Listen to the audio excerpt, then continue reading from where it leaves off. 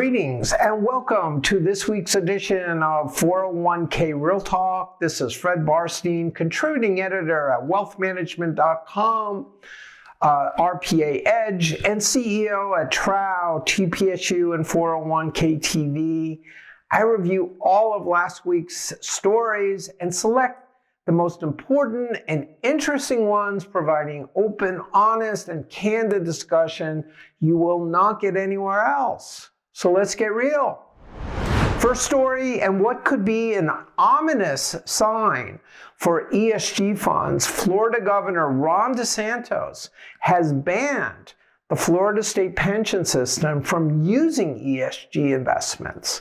DeSantis claims that these funds insert politics into fiduciary investing decision-making, and he wants to eliminate pension funds from discriminating against other funds, although ironically, he may be doing exactly the same thing.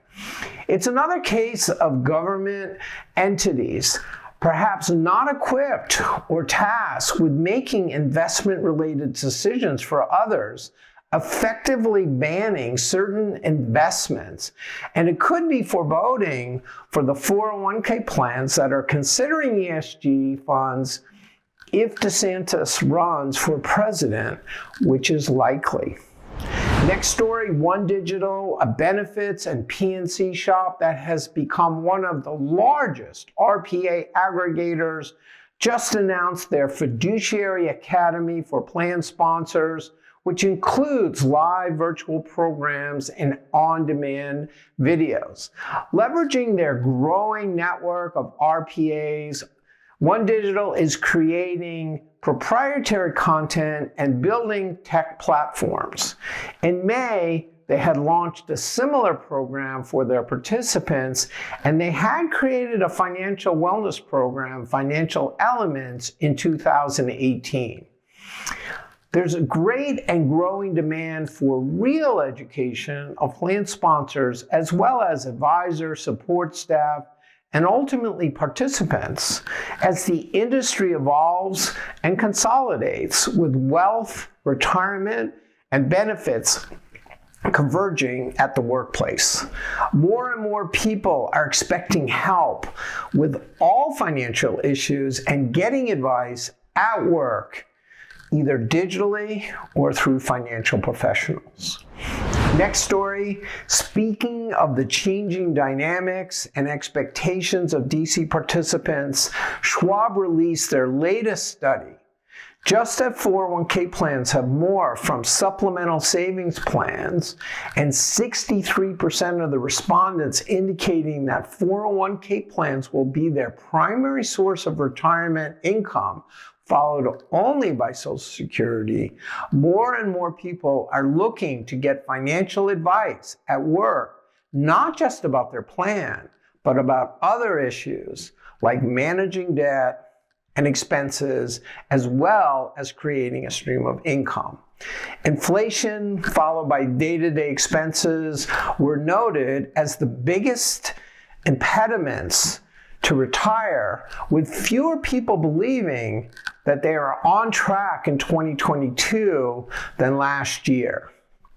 Working with participants is perhaps the biggest opportunity for RPAs, but also a huge issue, as most participants do not have enough assets to justify or pay for personal advice, while most RPAs do not have the skill set to help even if they did. Next story, is cryptocurrency an unregistered security that should be regulated by the SEC? Though it had not been considered a security, recent enforcement activity, like insider trading charges against Coinbase executives, may indicate that the SEC is moving in that direction, which, according to Mark Cuban, could be a nightmare for cryptocurrency providers.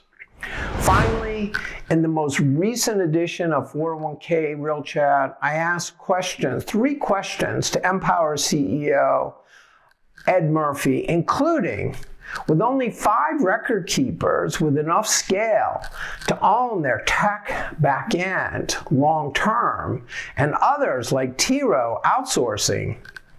What is the advantage of owning the back end? And can others survive if they don't own that?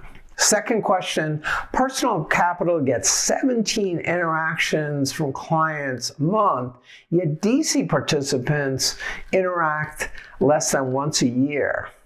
What has Empower learned from, and can they better engage DC participants?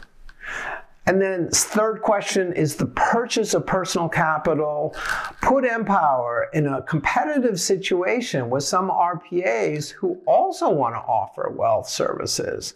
How does Empower coexist with these advisors that brought them the plan?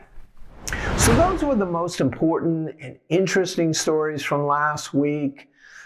I listed a few others that I thought were worth reading.